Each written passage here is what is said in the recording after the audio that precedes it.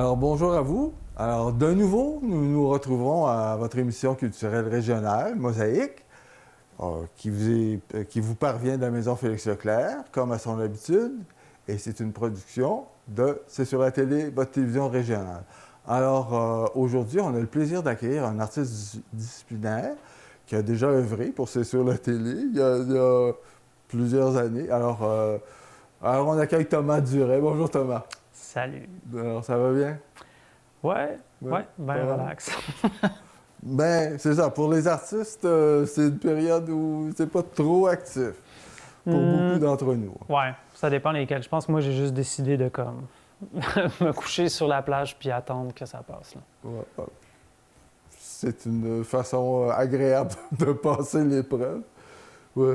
Alors, Thomas, moi j'ai l'habitude de demander aux gens un petit peu, c'est d'où ils viennent, c'est quoi leur trajet, puis qu'est-ce qui les a amenés vers la création artistique, puis le type de création qu'ils pratiquent. Alors, j'aimerais ça que tu nous racontes un petit peu là, d'où toi, t'es pas originaire de la région, mais en tout cas, j'aimerais ça que tu nous racontes ça, là, d'où tu viens. Ben en fait, ouais, d'où je viens. Ben, moi puis ma famille, on est nés en France.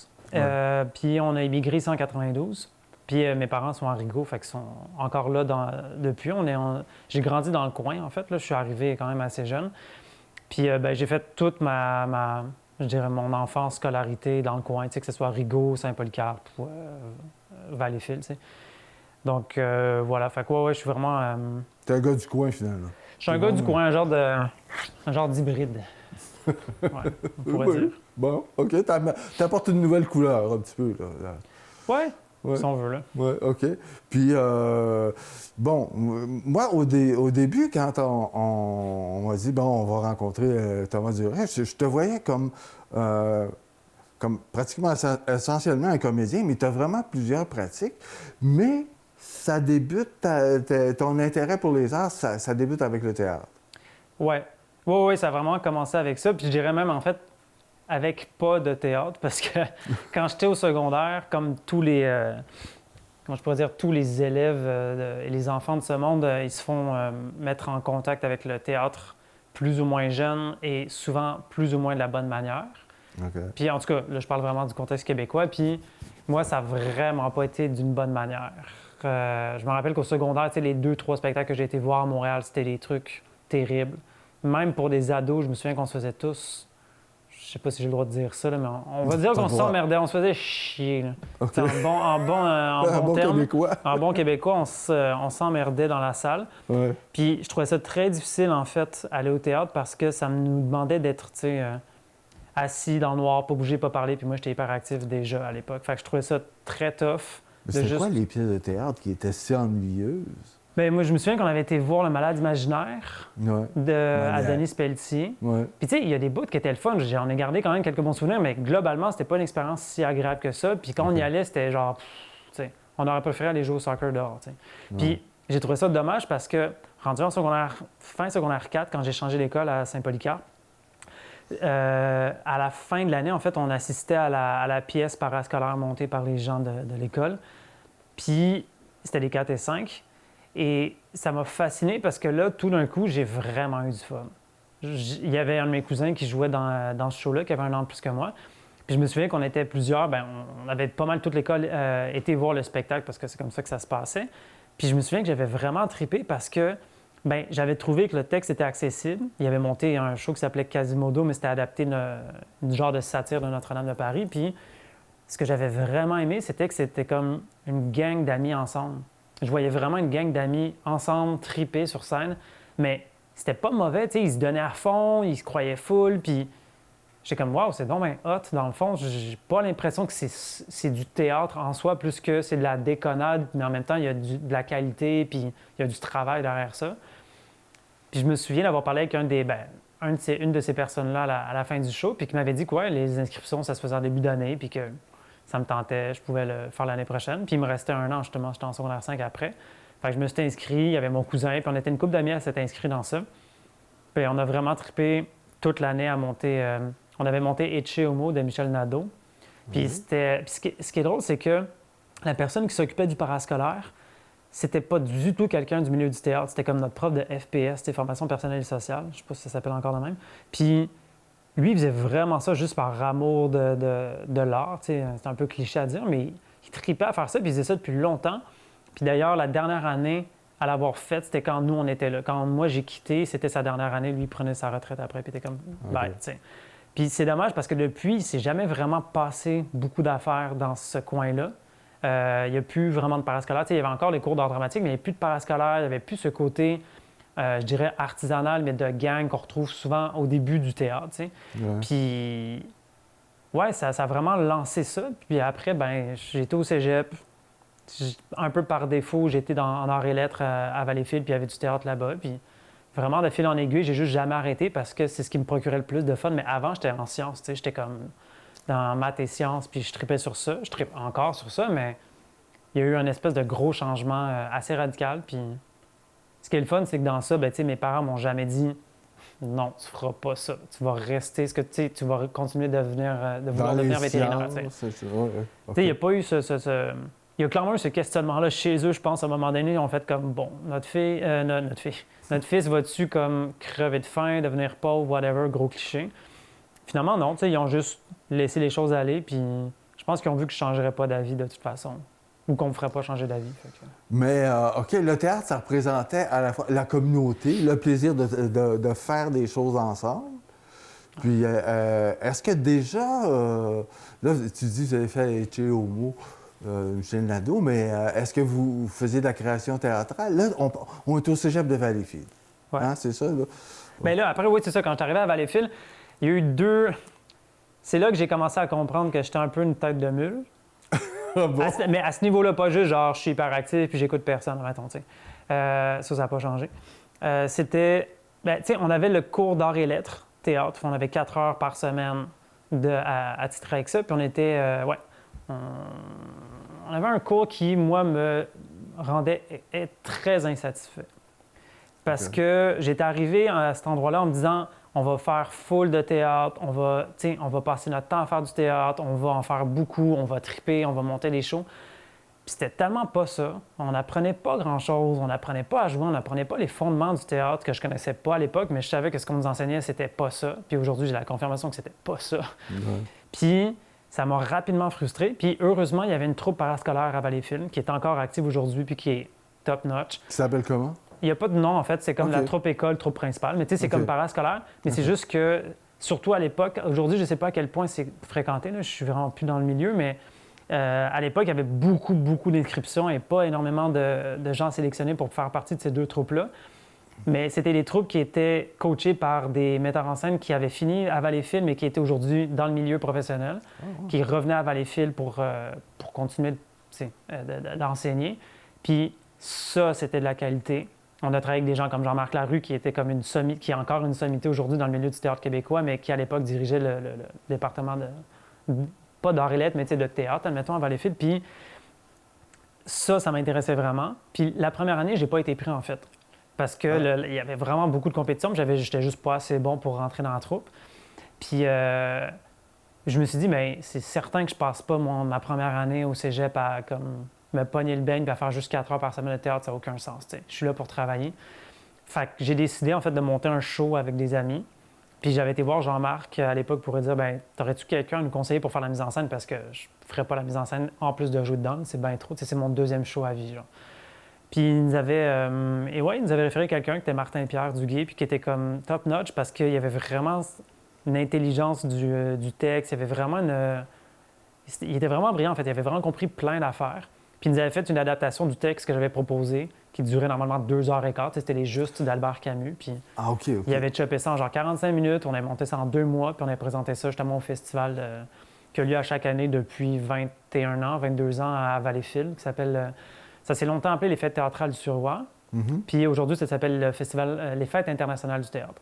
Puis... International?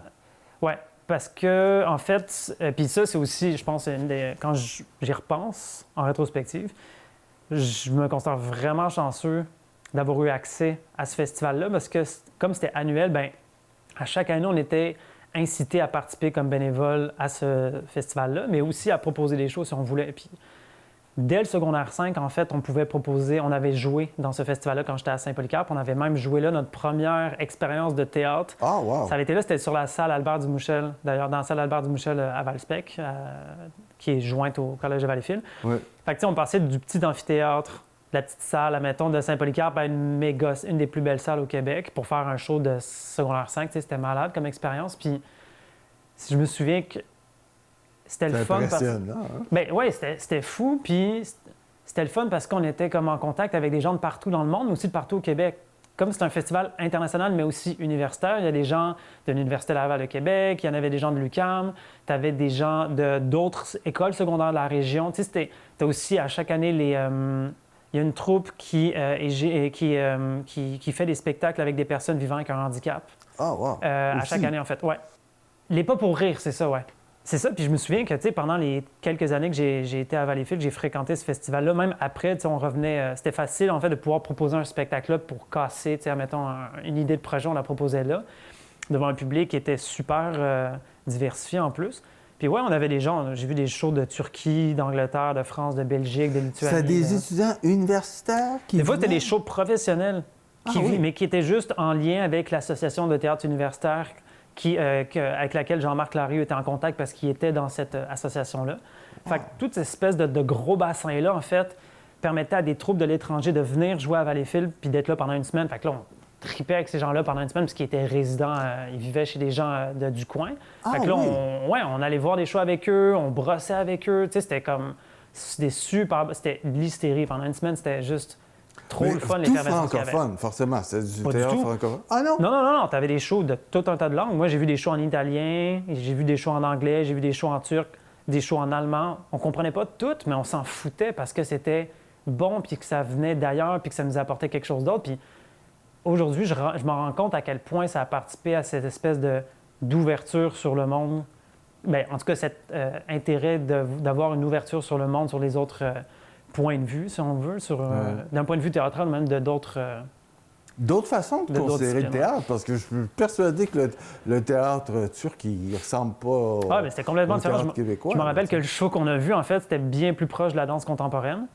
Mais c'est juste que, tu sais, avoir vu ça en 2006, quand j'avais 19 ans, puis le voir aujourd'hui, je serais comme... Oui, j'en ai vu 150 000 fois, tu sais, depuis. Mais de voir ça à l'époque, c'était la première fois que je voyais ça. Ouais. Puis j'aurais pas vu ça... Tu sais, j'aurais pu monter à Montréal, puis tout, mais tu sais, à l'époque, encore aujourd'hui, je veux dire, monter à Montréal, ça te prenait 1 heure de Valleyfield, ça te coûte 20$ aller-retour de Boss, puis tu sais, ensuite, tu tapes le métro, tu vas voir un show, tu sais, je l'ai fait longtemps, ça. Ouais. Mais, à un moment donné, il y a aussi comme un gros travail de recherche à savoir qu'est-ce que tu as envie de voir comme show. Puis à l'époque, j'étais vraiment plus sur le théâtre, fait que j'allais voir que du théâtre, fait que de voir aussi des shows qui sortaient un peu de l'ordinaire, c'était fucked up. Ouais. Ça dit comment c'est important... que le théâtre ou les activités artistiques qui sont pas juste régionales, mais en région, qui viennent en région, que les régions s'ouvrent ou offrent des occasions à du monde d'ailleurs de venir chez eux. Oui, mais tu sais, ces choses-là ne sont pas faites non plus par hasard puis du jour au lendemain. Le cégep a aidé beaucoup. Mais tu sais, je veux dire, les personnes qui ont créé le festival, qui sont Jean-Marc Larue puis Julie Durand-Lot, c'est des personnes qui ont travaillé d'arrache-pied depuis comme 20 ans à ce que ce festival-là ait lieu, soit de qualité, puis puisse avoir, tu sais, je veux dire, c'est une énorme organisation de faire venir des troupes de l'étranger pour ce qui est des visas. Il y a tout le temps une troupe, pour moi, à chaque année, qui n'arrivait pas à avoir ses visas à temps. C'est de l'hébergement, c'est de la gestion de 30-40 bénévoles. C'est une gestion énorme, puis tu sais, ils sont pas payés plus que leur tâche leur demande de faire. Fait que c'est comme vraiment par amour. C'est de l'amour, c'est de l'amour pur et dur, c'est du temps, de l'énergie, de la sueur. Puis tu sais, c'est comme des milliers de personnes qui en ont profité depuis parce que tu as des shows où, tu sais, quand on faisait ça au théâtre de poche en général, bien, c'est 80 places en moyenne le théâtre. Bien, tu sais, moi, il y a plein de fois où j'ai fait des shows de 1, 2 ou 3 fois, mais en général, 1 fois au festival. 80 personnes qui viennent voir un show laboratoire, une idée un peu folle que tu essayes. J'ai plus cette occasion-là après.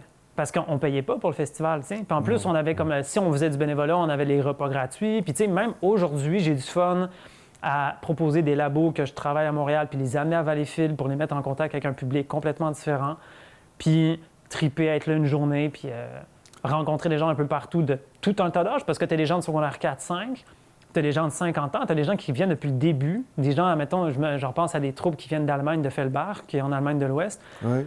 c'est les gens qui viennent constamment. Il y a des Italiens aussi qui venaient vraiment souvent puis qui étaient comme super solides. Puis des fois, quand nous, on a voyagé après avec cette troupe-là, quand j'avais été en Allemagne... Parce que c'est ça, oui, ça donnait l'occasion aussi de faire un échange dans l'autre sens. Bien oui, en fait, parce que quand tu étais dans la troupe principale, cette troupe-là voyage au moins une fois par année dans un pays étranger, en fonction justement du réseau du théâtre universitaire, des festivals qui ont lieu. Fait que, moi, j'avais été à Fellbach, justement. C'était en quelle année, ça? C'était en 2007. Fait que c'était fin novembre 2007, puis on avait été 10 jours là-bas. Fait qu'on avait été faire notre show, qui à l'époque était une reprise de Memory, qui était comme pour les 20 ans d'ailleurs, 20, 25 ans, non, 15 ans de Memory.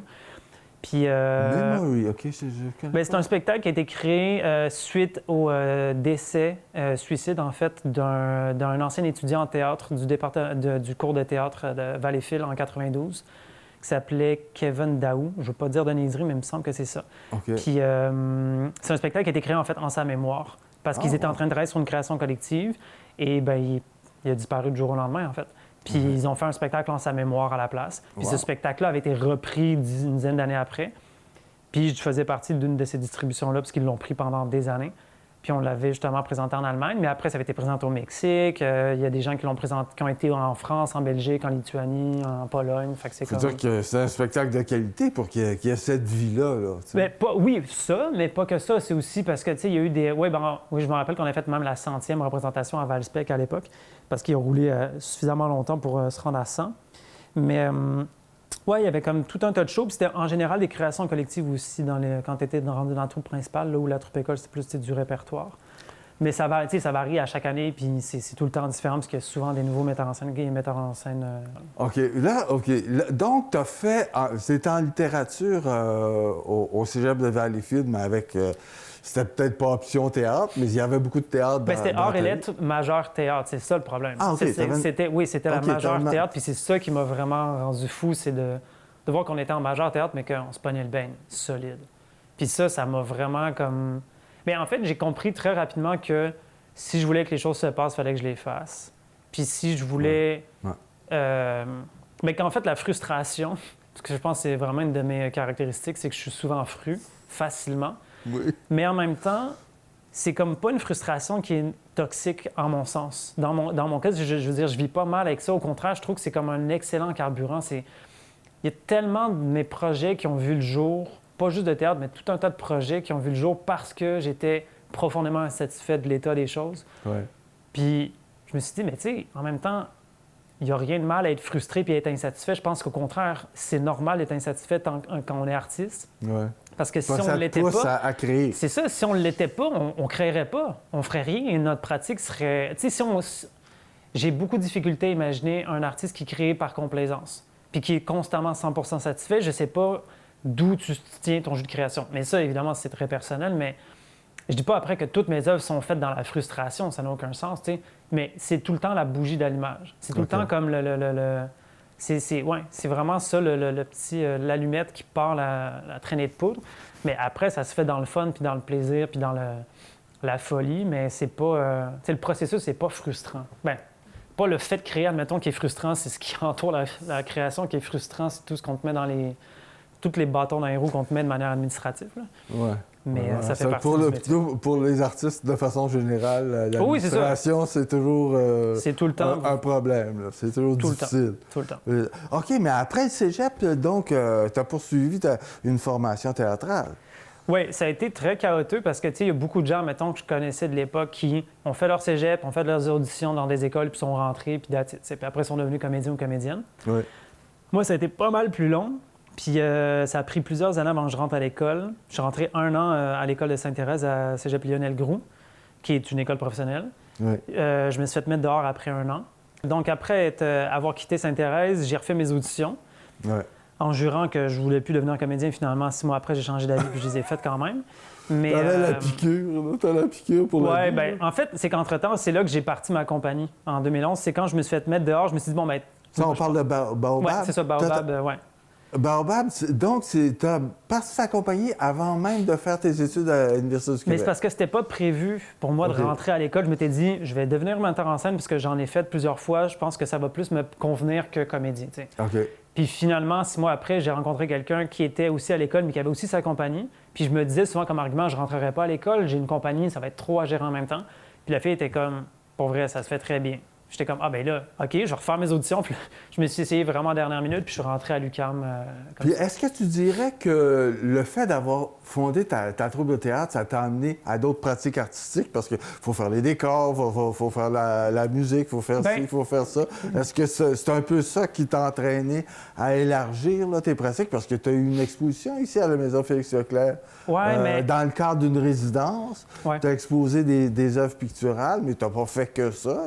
C'est un des éléments. Oui, ben, tu disais, vernissage, c'est intéressant. C'est vrai que dans le fond, c'est le début de l'exposition qui va avoir lieu en haut, mais en gros, ben, parce qu'on est dans les arts vivants, ben, on ne présente pas des peintures, on ne présente pas des œuvres d'art visuel.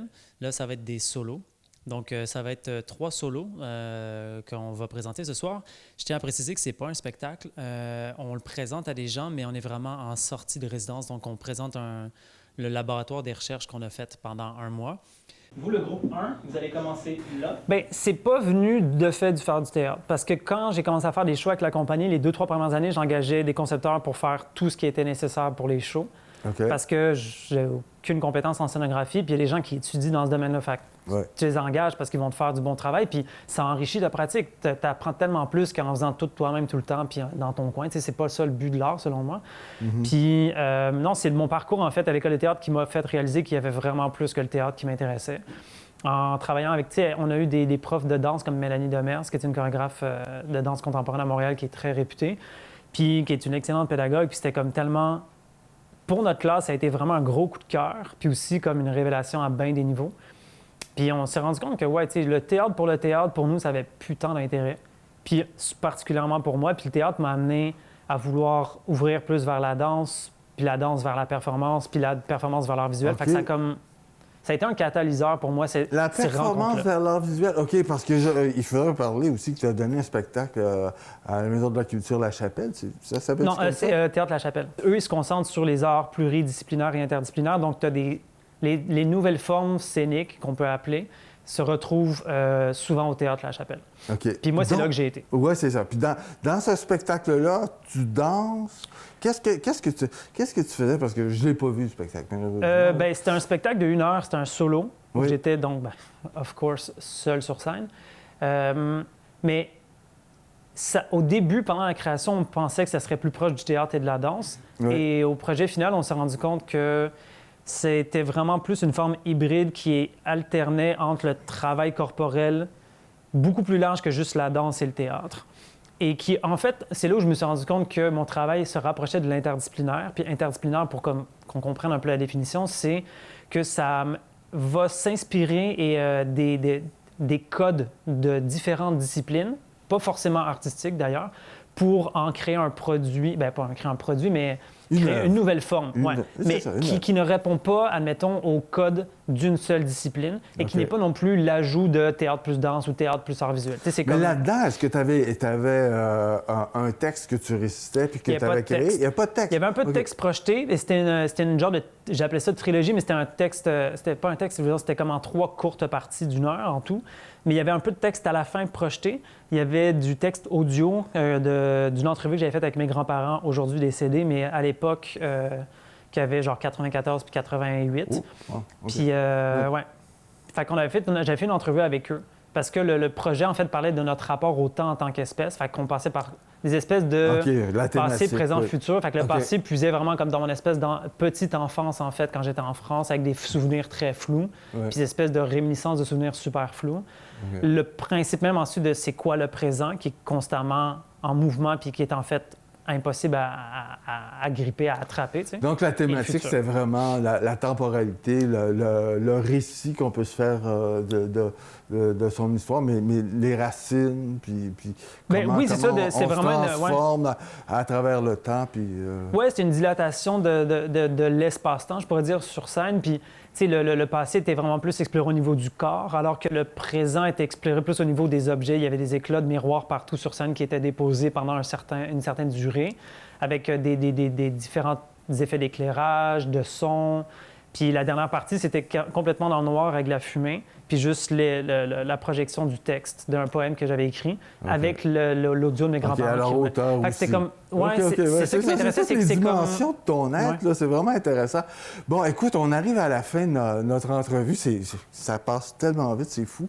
Puis j'aimerais ça, juste tu glisses un mot sur tes projets actuels. Qu'est-ce que tu fais là, actuellement ou qu'est-ce qui est en cours? Je me repose. Non, c'est pas vrai. Bien, c'est très vrai, en fait. Mais du repos vient évidemment comme plein d'affaires.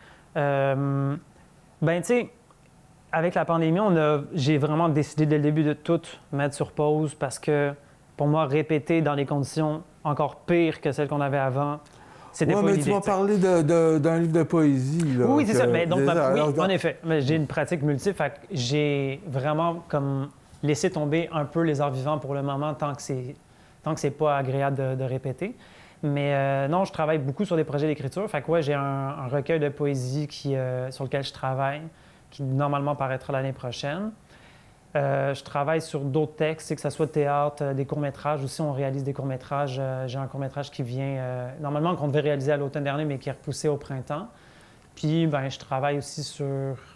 L'affaire, c'est que j'ai tellement de trucs, en fait, je les calcule plus parce que sinon, c'est juste... Mais moi, t'as tendance, comme tu es un gars qui vient du théâtre, t'as tendance à travailler avec des équipes autour des projets. Tu réunis des équipes autour de projets que tu imagines. Oui, c'est ça. Oui. Puis c'est tout le temps un peu un genre de retour à zéro, à quelques exceptions près où, admettons, je vais travailler souvent avec un de mes amis qui est dramaturge, qui m'accompagne sur beaucoup de projets depuis 3-4 ans, 3 ans.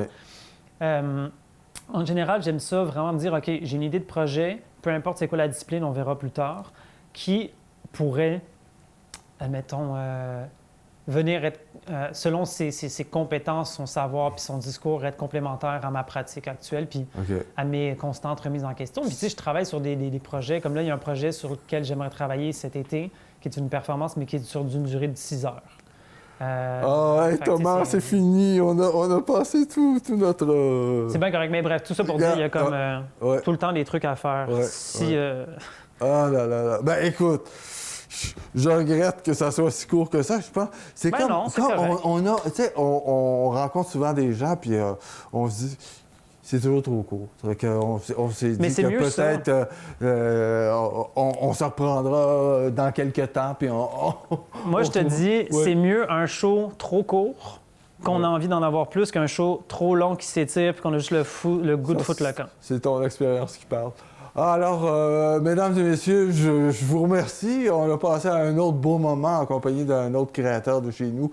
Puis, on jasait avec Thomas Duret, puis on découvrait un petit peu toutes les dimensions de son univers créatif. Alors, je vous invite donc à être des nôtres la semaine prochaine pour une autre rencontre aussi formidable.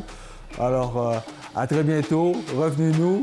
Alors, bienvenue pour la prochaine fois. Au revoir.